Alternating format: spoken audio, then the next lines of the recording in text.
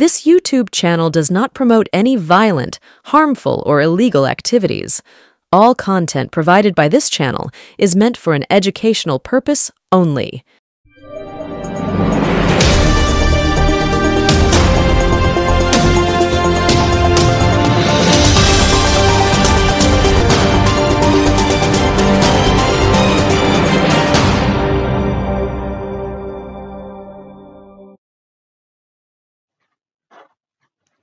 স্বাগতম, নমস্কার, আদাব, সালাম আলাইকুম। অনেকেই আমার এই সালাম আলাইকুমটা নিয়ে কোনো মুসলিম বন্ধু, আমার বন্ধুই তারা বলছেন যে ঠিক মতন বলতে পারছেন না ভাই। হৃদয় থেকে তো বলছি, রাগ করছেন কেন? আজকের অনুষ্ঠানটা কিন্তু এই ধর্মভিত্তিকই, যার জন্য অনুষ্ঠানের শুরুতেই একটু যেন খোঁচা দিয়ে গেলাম। নাম হচ্ছে ধর্ম নয়, ধর্ম ছাড়ুন, গণতন্ত্রে ফিরুন। কেন হঠাৎ এরকম ধরনের একটা অদ্ভুত বিষয় নিয়ে সাত সকালে আপনাদের বিরক্ত করতে এলাম? তার কারণটা হচ্ছে যে দেখলাম বেশ কিছু মিডিয়াতে বলিষ্ঠভাবে বুক চিতিয়ে বলা হচ্ছে যে সংঘ পরিবার প্রধান মোহন ভাগবতজি, তাকে আমি খাটো করছি না, উইথ ডিউ রেসপেক্ট জানাচ্ছি, এবং তার সঙ্গে থাকা আরো সন্ন্যাস ধর্মের বিভিন্ন মানুষ টানুষ ইত্যাদি এই রাম মন্দির অনুষ্ঠান তো করেছেন, তার বছর ঘুরতে চললো, যেটা মোহন ভাগবত ব্রাহ্মণ হওয়া সত্ত্বেও সেটা উদ্বোধন করেছিলেন প্রবাবলি নয়, ডেফিনেটলি আমাদের মাননীয় মুখ্যমন্ত্রী, এই প্রধানমন্ত্রী নরেন্দ্র মোদী। সেখানে মোহন ভাগবত ইদানিং তার বক্তব্য নানা স্থানে যেন অনেকটা পরিবর্তন করেছেন। নরেন্দ্র মোদীর সুরের সঙ্গে সুর না মিলিয়ে মোহন ভাগবত বেশ কিছু প্রোগ্রেসিভ কথাবার্তা বলেছেন এবং ধর্মভিত্তিক। সেটা কি বলেছেন তিনি বলেছেন যে সমস্ত মসজিদ খোদাই করে তার ভেতর থেকে শিবলিঙ্গ ইত্যাদি ইত্যাদি খুঁজে পাওয়া ব্যাপারটা কিন্তু হেলদি হচ্ছে না। ভালো কথা তো, ঠিকই। তার মানে একটা ইনডিরেক্ট বার্তা মোহন ভাগবতজি দিয়েছেন যে যথেষ্ট হয়েছে রাম মন্দির বা লাইক দ্যাট, কিন্তু ওই সমস্ত এবার কাশী ধরবো, তারপরে মথুরা ধরবো, যত মসজিদ আছে সব ভাঙতে শুরু করবো, যে একসময় সেখানে রাম টাম ইত্যাদি বা কোনো শিবলিঙ্গ ইত্যাদি খুঁজে পাওয়া যায় কিনা। আমি মনে করি এটা যারা করছেন, বিশেষ করে নরেন্দ্র মোদী বা তার দলবল, অত্যাধিক বাড়াবাড়ি করছেন, সংবিধান বিরোধী কাজ করছেন। একটি গণতান্ত্রিক রাষ্ট্রে এবং ধর্মনিরপেক্ষ রাষ্ট্রে, যেটাকে এখন আর ধর্মনিরপেক্ষ বলা যায় কিনা সন্দেহ, সেখানে অত্যন্ত মানে অপরাধ বলে আমি মনে করি যে হোয়াট ইজ গোয়িং অন। আসলে আমাদের শিক্ষা দীক্ষা নেহেরুর আমল থেকে হোক কি ব্রিটিশ আমল থেকে হোক, তো মানে যতই যাই বলি, এ বাঙালি সমাজ, এ বাংলা এবং বাংলাদেশ, দুই বাংলা মিলিয়ে আমাদের মধ্যে যে কৃষ্টি সংস্কৃতি রয়েছে সেটা তো ভারতবর্ষ সর্বত্র নেই। ফলে তারা যা মনে হচ্ছে তাই বলে যাচ্ছে। এই বিষয়ে পরে আসছি, কিন্তু এত কাণ্ড করেও মারাত্মক কথা যেটা তিনি বলেছেন সেটা হচ্ছে আমাদের নাকি স্বাধীনতা দিবস যেদিনকে রাম মন্দির উদ্বোধন হয়েছে সেই দিনটিকে পালন করতে হবে। স্পর্ধা আছে বটে, ভুলে গেলে চলবে কেন যে এদেরই এই রাম ভক্ত গেরুয়াপন্থী নাথুরাম গোডসে কিন্তু আমাদের গণতন্ত্রের স্রষ্টা, ভারতবর্ষের গণতন্ত্রের স্রষ্টা, এবং যাকে আমরা জাতির জনক বলি, সে মহাত্মা গান্ধীকে খুন করেছিল। কাজেই তাদের কাছে স্বাধীনতা দিবসের মূল্য নাই থাকতে পারে, কারণ তাদের দলের কেউ বা তাদের সংগঠনের কেউ স্বাধীনতা সংগ্রামে যায়নি। যে গিয়েছিল সে মুচলিকা টুচলিকা দিয়ে ফিরে এসছে। আর বাজপেয়ীজি কিছুদিন করেছেন বটে। বাজপেয়ীজি যতই আরএসএস থেকে উঠে আসুন না কেন, তিনি নেহেরু ভক্ত ছিলেন। তার মনের জায়গা থেকে তিনি লড়াই করেছিলেন স্বাধীনতা সংগ্রামে এবং জেলও খেটেছেন। কিন্তু তারপর ফিরে আসার পর একবারে কড়া চক্ষে আরএসএস থেকে বলা হয়েছে এসবগুলো ছাড়ো, কারণ আরএসএস মনে করতো যে ব্রিটিশ যতদিন আছে ততদিন তারা মুসলিমদেরকে আমাদের দেশ থেকে তাড়িয়ে ছাড়বে, এবং আলটিমেটলি সেটাই হয়েছিল। কিন্তু সেটা যাই হোক না কেন, হাজারে হাজারে মানুষ স্বাধীনতা সংগ্রামে নেমেছিল। ভারতবর্ষ, পাকিস্তান, এ কারণে বলবো শুধু ভারতবর্ষ না, বৃহত্তর ভারতবর্ষ বলতে তখন পাকিস্তান ছিল, বাংলাদেশ ছিল, নেপাল ভুটানের উপরেও ব্রিটিশদের আধিপত্য ছিল, মায়ানমার ইত্যাদি জায়গাতেও ছিল, আরো যেসব জায়গায় তারা তো সব লড়াই করেছিল, প্রাণ দিয়েছিলেন অনেকে। সূর্য সেনের কথা আমরা ভুলি কি করে? আমরা ভুলবো কি করে বাঘাযতীনের কথা, ক্ষুদিরাম বোসের কথা, বা আরো বিনয় বাদল, দীনেশ ইত্যাদি ইত্যাদি, মাতঙ্গিনী হাজরা থেকে শুরু করে তো শেষ নেই যদি বলা শুরু করি। তো এরা যে অন্য জায়গায় ভগৎ সিং থেকে শুরু করে অন্যদের কথাটা না হয় বাদ দিলাম, আমরা ভুলবো কি করে নেতাজি সুভাষচন্দ্র বোস, যার জন্য আমরা এখনো গর্বিত ভাবে বুক চিতিয়ে বলি যে আমরা সুভাষচন্দ্র বোস বা নেতাজির রাজ্যের মানুষ। আমরা ভুলবো কি করে বিশ্বকবি রবীন্দ্রনাথের একের পর এক কবিতা, তার ছোট গল্প, নানান জায়গায় ব্রিটিশদের যে খোঁচা দিয়েছিলেন। তো সেই দেশের নাগরিক হিসাবে এই বিরাট স্যাক্রিফাইস, হাজারে হাজারে মানুষের লড়াই, অহিংস আন্দোলন থেকে সহিংস আন্দোলন, তাদের লড়াইয়ের কোনো মূল্য নেই? 15ই আগস্টের কোনো মূল্য নেই? এই স্বাধীনতা কি মানে উপচে পড়েছে যে সেটা প্যারাসুট করে নেমে এলো আর স্বাধীনতা হয়ে গেল? তিনি বললেন কি করে কথাটা? এবং আমি তো মনে করি যে সেই কথাটা নিন্দনীয় শুধু নয়, সেই কথাটার একটা তীব্র প্রতিবাদ। প্রতিবাদ করবে কে? এরা ক্ষমতায় এসছে প্রায় 11 বছর হতে চললো, এই 10 বছর কমপ্লিট করে 11 বছরে তারা পা দিয়ে দিয়েছে। আবার এই যে 2025, সেটা হচ্ছে গিয়ে রাষ্ট্রীয় স্বয়ংসেবক সংঘের শতবর্ষ। সুতরাং তাদের একদিকে যেমন সাংগঠনিক সংস্থা রয়েছে, তেমন নরেন্দ্র মোদীর গভর্নমেন্ট রয়েছে। নরেন্দ্র মোদী এমনি 240 আসনে নেমে গিয়ে একটুখানি কম্পমান, বিবাদও হয়েছে আরএসএস এর সঙ্গে যথেষ্ট। হলে কি হবে, তিনি একেবারে হিন্দুত্বের চরম মুখ, এবং সেই চরম মুখের বাড়াবাড়ি করতে গিয়ে ভারতবর্ষের মতন ধর্মনিরপেক্ষ রাষ্ট্রে তিনি যে কথাগুলো বলছেন, বা এই যে কথাটি এই স্বাধীনতা দিবসের, সেটি আজকের ভারতবর্ষের জনতার কাছে নিন্দনীয়, চরম নিন্দনীয়। আমি এর নিন্দা করছি, আশা করি আপনারাও করবেন, সে আপনি যে দলের সমর্থন হোক বা যাই হন না কেন। চলে আসে আমাদের কথায়, যে ধর্ম ছাড়ুন, গণতন্ত্রে ফিরুন। দেখুন, আমরা লম্বা চওড়া লেকচার মারছি বিভিন্ন টিভি চ্যানেলে, এখন দেখাচ্ছে যে বাংলাদেশে একেবারে ভয়ঙ্কর অত্যাচার করা হচ্ছে হিন্দুদের উপর, তাদের মন্দির ভেঙে দেওয়া হচ্ছে ইত্যাদি ইত্যাদি। যদিও সেরকম ধরনের ঘটনা ঘটার পরেও আমাদের প্রধানমন্ত্রী মুখে কিন্তু কুলুপ দিয়ে রেখে দিয়েছেন, কারণ তার কাছে সেই তথ্যাদি আছে কিনা কে জানে। তবে হ্যাঁ, আমাদের তথাকথিত গদি মিডিয়া, ওই আরফার লাগানো যে চ্যানেলগুলো রয়েছে, তারা প্রকারান্তে ভেদাভেদের সৃষ্টি করছেন, তাতে কোনো সন্দেহ নেই। কারণ বাংলাদেশ থেকে কিন্তু এখনো পর্যন্ত, মানে ইতিমধ্যে আমরা খবরে পড়ছি যে বিভিন্ন উগ্রবাদী নাকি পশ্চিমবঙ্গে প্রবেশ করছে। তারা মুসলিম, এবং তারা উগ্রবাদী কিনা তার প্রমাণ পাওয়া যায়নি, কিন্তু তারা বর্ডার পার হয়ে এসছে, মুসলিম। এবার তারা বাংলাদেশের নাগরিক নাকি মায়ানমার থেকে এসছে নাকি অন্য কোনো জায়গা থেকে এসছে, তার কোনো প্রমাণ বা এখনো তথ্য আজকে অ্যাজ অন ডেট এখনো পর্যন্ত আসেনি। 15 তারিখ শেষ করে 16 তারিখে পা দিল।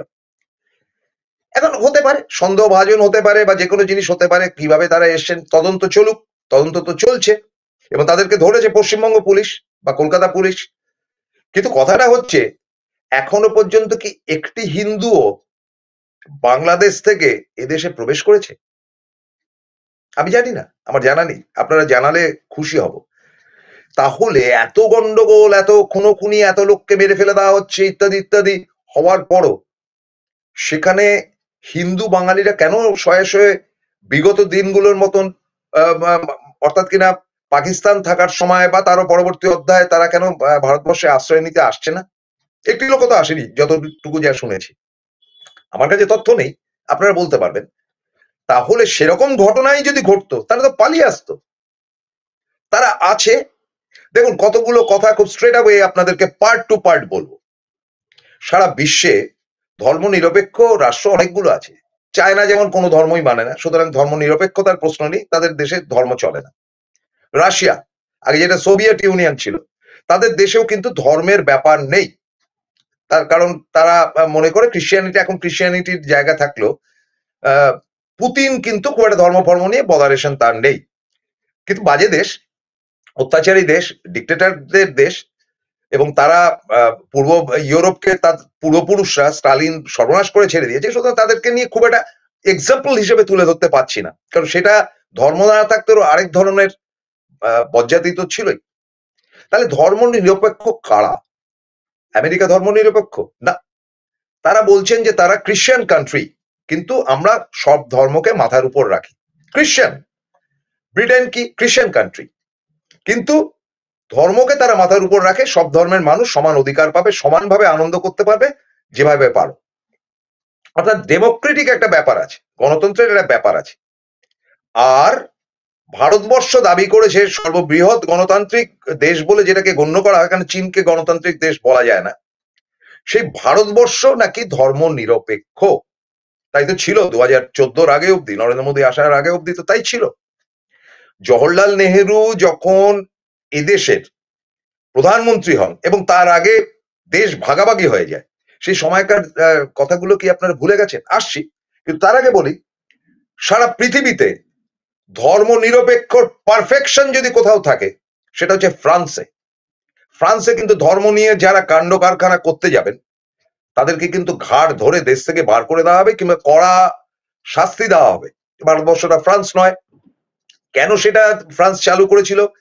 কারণ ফ্রান্স তো সাম্রাজ্যবাদী শক্তি, আফ্রিকার বিভিন্ন দেশ তারা দখল করে রেখেছিল, এবং সেখানে যে দেশগুলো ফ্রান্স দখল করেছিল সেগুলো বেসিক্যালি মুসলিম কান্ট্রি, এবং পরবর্তী অধ্যায় সেই কালো চেহারার মানুষগুলি ফ্রান্সে এসে আশ্রয় নেয়।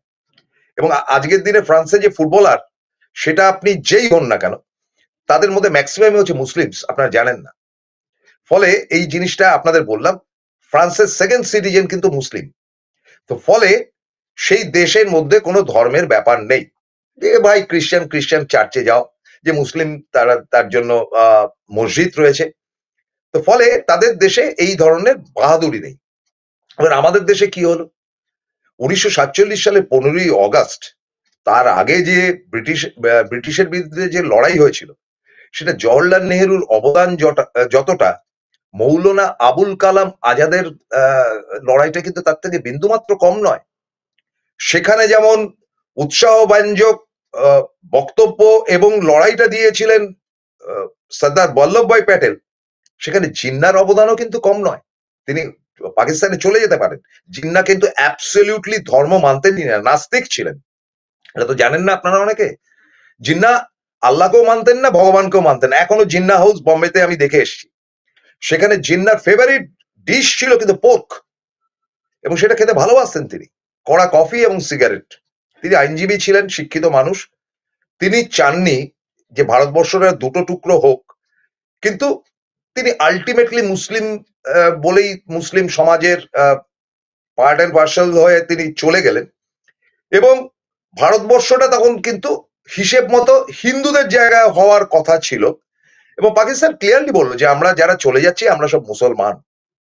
তো দুদিকের পাকিস্তান, ইস্ট পাকিস্তান এবং ওয়েস্ট পাকিস্তান, দুটি রাজ্যই কিন্তু বা দুটি দেশই কিন্তু অ্যাবসলিউটলি মুসলিম কান্ট্রি, ইসলামিক কান্ট্রি। ওই শেখ মুজিবের একটা পার্ট ছাড়া, অফিসিয়ালি তিনি যেটা মৌখিকভাবে বলেছিলেন যে আমরা ধর্মনিরপেক্ষ, ওই পোর্শনটুকু ছাড়া চিরকাল বাংলাদেশ ইসলামিক কান্ট্রি, চিরকাল পাকিস্তান ইসলামিক কান্ট্রি। এবার ব্যাপারটা হচ্ছে যে ভারতবর্ষের ক্ষেত্রে জওহরলাল নেহেরু, কেন মহাত্মা গান্ধীও বলেছিলেন, যে সমস্ত মুসলিম ইন্টারেস্টেড ভারতবর্ষে থাকতে, তারা এদেশের নাগরিক এবং সমান অধিকার পাবেন একজন হিন্দু যতটা অধিকার প্রাপ্ত। অর্থাৎ হিন্দুর যতটা অধিকার রয়েছে ভারতবর্ষে, ততটাই অধিকার রয়েছে একজন মুসলিমের। মানে একটা হিন্দু যদি 10 টাকায় দিয়ে যা যা করতে পারবে, বা সে চাকরি করে মজুরি যে 10 টাকা পাবে, একজন মুসলিমও তাই পাবে। এবং দ্বিতীয় সর্ববৃহৎ ধর্মীয় দল কিন্তু ভারতবর্ষে মুসলিমরা, এবং ভারতবর্ষে যত মুসলিম আছে পাকিস্তানে তত মুসলিম নেই। কেন কি বৃত্তান্ত বলবো, কিন্তু তার আগে নিয়ে নিচ্ছি ছোট্ট একটা বিরতি, ফিরছি খুব দ্রুত, সঙ্গে থাকুন।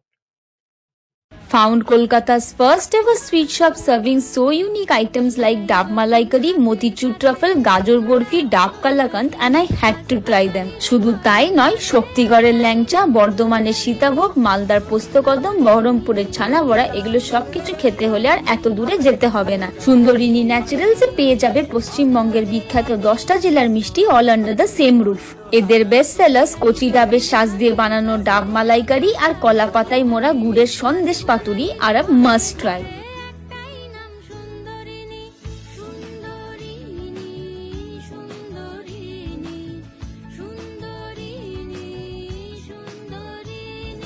জয়গুরু রত্নভান্ডার জ্যোতিষ সীমা। এখানে গোল্ড মেডেলিস্ট জ্যোতিষী বসেন। হাই কোয়ালিটির আসল গ্রহরত্ন সবচেয়ে কম দামে এখানে পাওয়া যায়। স্থান বেলঘড়িয়া রানী পার্ক, বটতলা, 2 নম্বর রেলগেটের নিকটে। 9681345722 এবং 9007778922। ফিরে এলাম বিরতির পর। খুব ঠান্ডা মাথায় শুনুন যেটা বলছি। ভারতবর্ষে সংখ্যাগুরু বলতে হিন্দুরা, সংখ্যালঘু বলতে মুসলিমরা হলেও আমি মনে করি সরি, দ্বিতীয় সংখ্যাগুরু মানে হিন্দুদের পর দ্বিতীয় সংখ্যাগুরু কিন্তু এদেশে মুসলিমরা। সমান অধিকার প্রাপ্ত যে ইন্দিরা গান্ধী চালু করে দিয়ে গিয়েছিলেন আইন আনুক ভাবে, সেটা এখনো পর্যন্ত ভাঙা হয়নি, ভাঙার সাহস নেই। কারণ সেটা ভাঙতে গেলে ওই নীতিশ কুমার আর পাসওয়ানের দল বলুন আর তলায় চন্দ্রবাবু নাইডুর দল উইথড্র করে বেরিয়ে চলে যাবে, ধপাস করে পড়বে গভর্নমেন্ট, আর মাথা তুলতে পারবে না নরেন্দ্র মোদী। যদিও নরেন্দ্র মোদীর ইচ্ছে বা তাদের ইউনিটের ইচ্ছে যে ভারতবর্ষটাকে হিন্দুত্ববাদের জায়গায় নিয়ে যাওয়া। আবার ইন্টারেস্টিং ব্যাপার বলি যে বাংলাদেশের সেকেন্ড সিটিজেন অর্থাৎ দ্বিতীয় সংখ্যাগুরু কারা জানেন? হিন্দুরা। তৃতীয় হচ্ছে গিয়ে মানে প্রথম মুসলিম, দ্বিতীয় হচ্ছে হিন্দু এবং তৃতীয় হচ্ছে গিয়ে সে দেশে বুদ্ধিস্টরা, যেটা চট্টগ্রামের বিভিন্ন অঞ্চলে রয়েছে। সেরকম পাকিস্তানের সেকেন্ড সিটিজেন কারা জানেন? হিন্দুরা। এবং পাকিস্তান থেকে কখনো শুনেছেন হিন্দুদেরকে ধরে মারা হচ্ছে, খুন করা হচ্ছে, জোর করে ধর্মান্তর করা হচ্ছে? এই যে ব্যাপারগুলো চলে, এগুলো তো আমাদের জানতে হবে, শিক্ষিত হতে হবে। আমি কিছু বললাম ধর্ম নিয়ে বা দেশ নিয়ে, দেশের ত্রুটি নিয়ে, তার মানে আমি দেশদ্রোহী হয়ে গেলাম? আমি আবারও বলি, আমি অত্যন্ত উচ্চ বর্ণের হিন্দু পরিবার, মানে ব্রাহ্মণ কাস্টমসে আমার জন্ম। আমাদের পৈতে ছাড়া বিয়ে হয় না, বাবার শ্রাদ্ধও হয় না। এত বড় কথাটা বলে দিলাম। আমাদের শ্রাদ্ধ শান্তি করতে গেলে পৈতে পড়তে হয়, মানে পৈতেটা সবসময় পড়তে হয়, পৈতে অলওয়েজ পড়তে হয়, পৈতে হিসেব করে আমাদের নিতে হয়। আবার অনেকে আছে যেমন আমি, আমার পৈতে ফৈতে নেই, কিন্তু এই সেদিনকে আমার কাকার শ্রাদ্ধ ছিল, তার ঠাকুরমশাই বললো যে পৈতেটা কই? আমার পৈতে তো নেই। পৈতে নাই? আপনি কিরম লোক, পৈতে কইরা নেন, খবরদার খুলবেন না বলে সে হাঁটুর মধ্যে এ করে নমস্কার টমস্কার পৈতে পড়ি দিল। আবার নাই, একটা ভারী ভারী মনে হয়। যাই হোক, আপনার অন্য কিছু ভাববেন না, সেই ব্রাহ্মণ কাস্টমস এর লোক আমি। তো আমি মনে করি আজকে যারা হিন্দুত্ববাদীর কথা বলছেন তাদের কাছে কয়েকটা প্রশ্ন রাখি যে কোন হিন্দুত্ববাদী, কোন হিন্দুত্ববাদীকে আপনারা তুলে ধরছেন? রাম মন্দির দিয়ে? রাম কে? আমাদের তো কালী, দুর্গা, লক্ষ্মী, সরস্বতী, ইভেন গণেশ, কার্তিক থেকে শুরু করে জগদ্ধাত্রী পূজা, এইসব পুজো আর্চাই তো আমাদের আমরা বাঙালিরা করে অভ্যস্ত। আমার পাশে বিহার বলুন, উত্তরপ্রদেশ বলুন, মহারাষ্ট্র বলুন, সেখানে কোথাও গণেশ পুজো হচ্ছে প্রধান পুজো। সারা ভারতে মেন পুজোটা হচ্ছে লক্ষ্মী পুজো। দিওয়ালি যেটা হয়, দীপাবলি, যেটা আমাদের দেশের এদেশীয়রা বা ঘটিরা যে পুজো করে কালী পুজোর দিন, সেটা হচ্ছে কি দিওয়ালি, অর্থাৎ লক্ষ্মী পুজো। তো এখানে রাম এলো ভাই কোত্থেকে? রাম যদি এসে থাকে তাহলে রামের মন্ত্রটা কি দয়া করে যদি আমাকে বলেন, আমি কাল থেকে রামের পুজো করব। বলতে পারবেন না। আসলে রাম একটা সিম্বলিক, সেটাকে কেন্দ্র করে এই ধর্মীয় কারবারটা চালানো হচ্ছে। এটা একেবারেই হিন্দি ভাষীদের একটি নৈপুণ্যপূর্ণ মানে রামের ব্যাপার। এবং আমি মনে করি ব্যক্তিগতভাবে যে এই সংশ্লিষ্ট কারবারিরা যে কারবারটি করেছিলেন 6ই ডিসেম্বর 1992, সেটা আমার দেশের সব থেকে বড় লজ্জা এবং ব্যথিত। আমি কল্পনা করতে পারি না, এই ডায়লগ দুটো আমি মুখে বললো, এটা অ্যাকচুয়ালি বাজপেয়ীজির বক্তব্য। এবং এটা আমার সব থেকে খারাপ দিন, কথাটি বলেছিলেন লালকৃষ্ণ আদবানি। তারা কল্পনা করতে পারেননি যে মসজিদটা ভেঙে টুকরো টুকরো করে দেওয়া হবে। সেটা তারা দায়টা চাপিয়েছেন বিশ্ব হিন্দু পরিষদ অ্যান্ড এক্সটেন্ডেড ওই বজরং ফজরং দলের মধ্যে, মানে ওই সংঘ পরিবারের যে গোষ্ঠীগত ব্যাপার আছে তারা করেছেন। তা আপনারা কি করছিলেন? আটকাতে পারলেন না কেন? এই দায় নরসিমা রাওকে নিতে হবে, তিনি প্রধানমন্ত্রী ছিলেন, তার কাছে কেন খবর ছিল না যে মসজিদ ভাঙতে চলেছে? সুতরাং এই ক্ষেত্র থেকে আমি মনে করি তৎকালীন বিজেপি যত দায়ী, আরএসএস এর দায় যেমন থাকছে, বজরং ফজরং বাদ দিন, তেমন কংগ্রেসের নরসিমা রাও গভর্নমেন্টও কিন্তু দায় এড়াতে পারেন না, অন্যায় হয়েছিল। এবার আপনারা বলেন ওখানে তো একসময় শিবলিঙ্গ ছিল বা রাম মন্দির ছিল, কি করে বুঝলেন? জানতে পেরেছেন? রামের কোনো তথ্য, কোনো কিছু এখনো পর্যন্ত আমাদের হাতে এসছে ঐতিহাসিক ভাবে। হরপ্পা মহেঞ্জোদারো এসছে, যে মাটির তলে চলে গিয়ে সেটা খুঁড়ে টুড়ে বার করা হয়েছে, যে এক ধরনের লোক থাকতো যাদের ইন্ডিয়ানদের মতন দেখতে দেখতে। রামের কোনো কিছু পেয়েছেন? পৌরাণিক কাহিনী, পৌরাণিক ঘটনা, এবং পৌরাণিক ঘটনাকে আমরা ঈশ্বর বলে মনে করি। যেমন আমরা সরস্বতীকেও দেখিনি, দুর্গাকেও দেখিনি, কিচ্ছু দেখিনি। সেটা আমাদের পূর্ব থাকা ব্রাহ্মণরা সেটা চালু করে দিয়েছিলেন বলে সেটাকে আমরা ধর্ম হিসেবে নিয়েছি। আমরা আমরা মানবার হলে কি হয়, যে আমরা হিন্দুরা মূর্তি পূজায় বিশ্বাসী, এবং ঈশ্বর হিসেবে যেটা ভাবনা হয়, সে ঈশ্বর চিন্তাতে মুসলিম বলুন, খ্রিস্টান বলুন, বুদ্ধিস্ট বলুন, এরা প্রত্যেকে নিরাকার। মানে ঈশ্বর তাদের চোখের সামনে কোনো দেহের নয়, কোনো কিছু নয়। ঈশ্বর তাদের কাছে একটা পরম শক্তি, যার কোনো চেহারা নেই। এমনকি ব্রাহ্মদের মধ্যে, মানে রবীন্দ্রনাথ ঠাকুরও পর্যন্ত যে ঈশ্বরে বিশ্বাস করতেন, তিনি নিরাকার ছিলেন। এমনকি সত্যজিৎ রায় পর্যন্ত, তার কাছেও কিন্তু নিরাকার, তাদের ঈশ্বরের কোনো চেহারা নেই।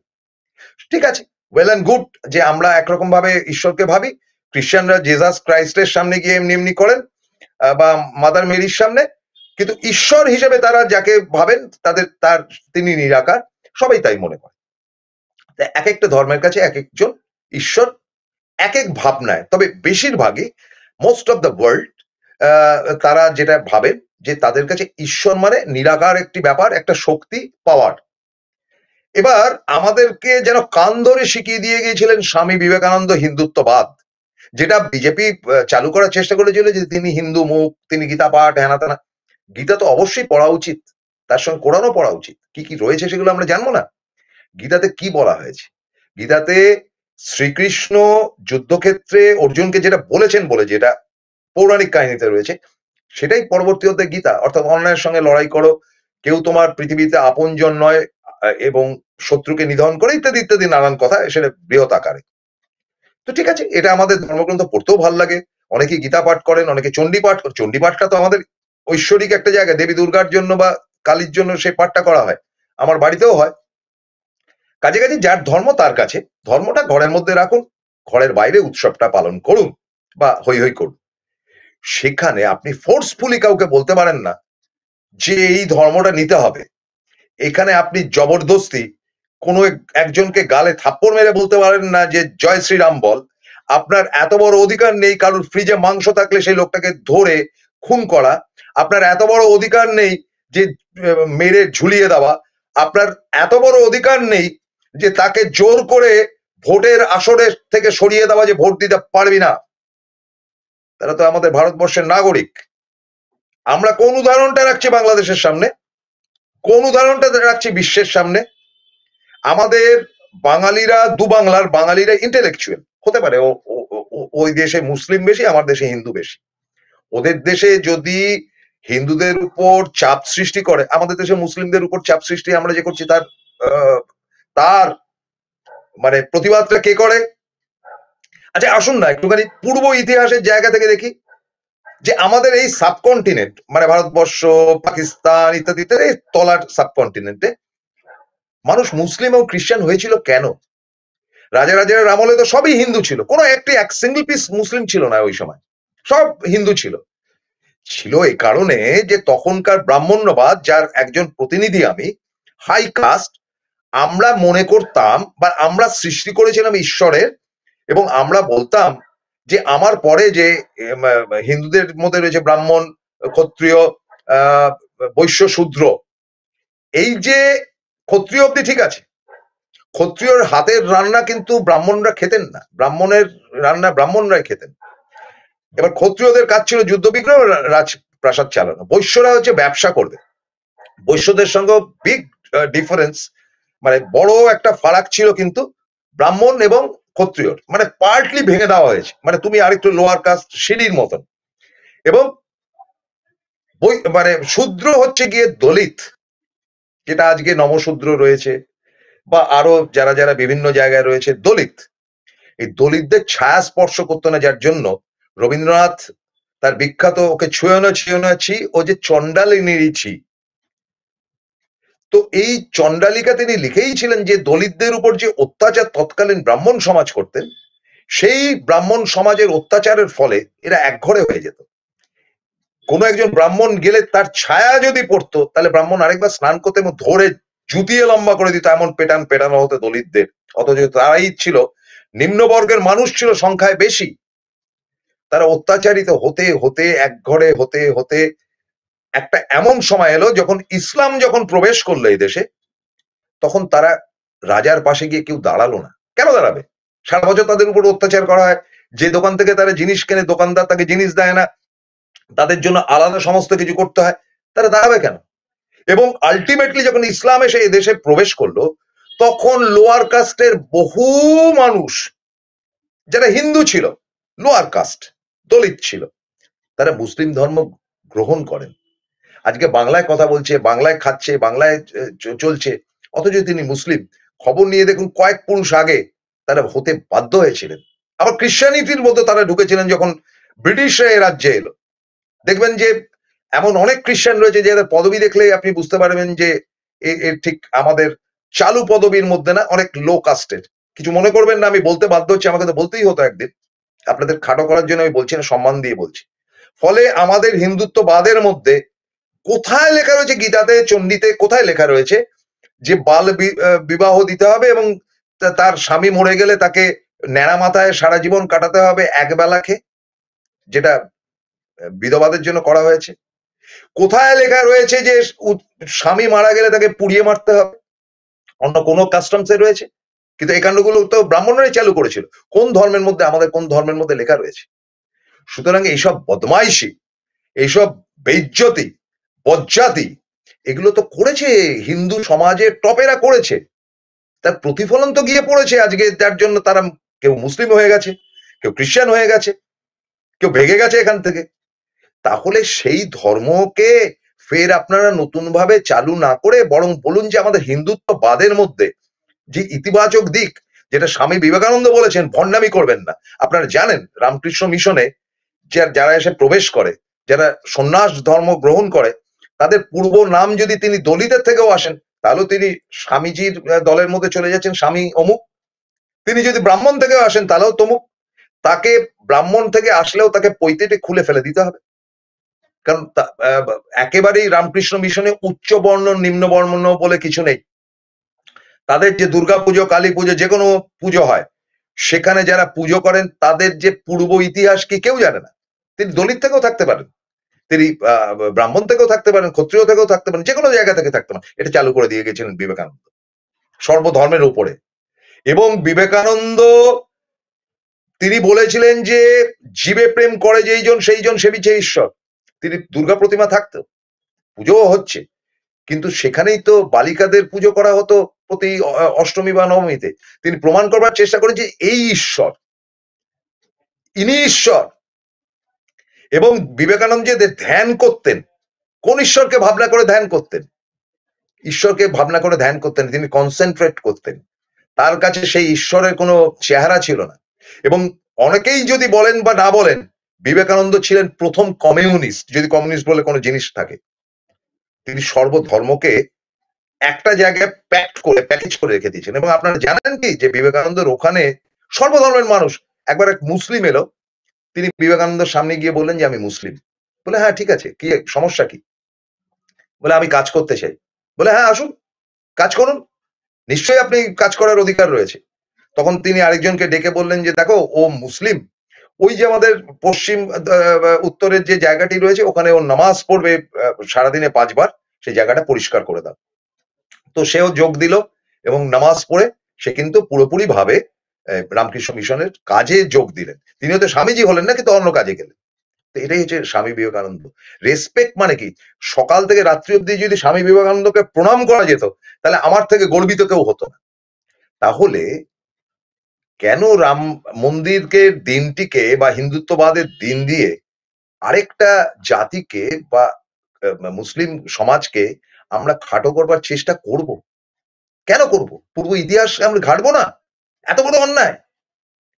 তাই বাংলাদেশ তো বলছে যে আমাদের ইসলামিক কান্ট্রি, ওদের সিস্টেমে ওরা চলছে, আমরা আমাদের সিস্টেমে চলছি না। তাহলে আমরা যদি প্রথম থেকে, আর দেখুন এই বিভিন্ন চ্যানেল যেটা দেখাচ্ছে, নিন্দনীয়, অত্যন্ত নিন্দনীয়, যে বাংলাদেশে এই হচ্ছে সেই হচ্ছে। আরে দৃশ্যগুলো দেখান, ফুটেজ দেখান, চারটে মুসলিম লোককে কোত্থেকে ধরে নিয়ে আপনাকে বাংলাদেশ কেমন চলতেছে, না খুব খারাপ, এই তো অত্যাচার করতেছে। কারা তারা?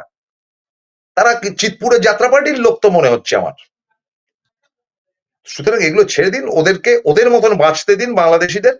বরং আসুন না আমাদের এই চমৎকার ভারতবর্ষ, যা মহাত্মা গান্ধীর লড়াইতে মানে যে তিনি আন্দোলন করেছিলেন, সেই অহিংস আন্দোলনের লড়াই, এবং সুভাষ বোস বা নেতাজির সশস্ত্র আন্দোলন, এবং এত মানুষের প্রাণত্যাগ এবং তাদের স্যাক্রিফাইসের চমৎকার ভারতবর্ষ, সেই ভারতবর্ষকে আমরা ধর্ম নিরপেক্ষ হিসেবে একটা আদর্শ জায়গায় নিয়ে যাই, যাতে গণতন্ত্রটা ফিরে আসে। শেষ করতে হচ্ছে এই অনুরোধ রেখে, ভালো থাকবেন। জয় হিন্দ।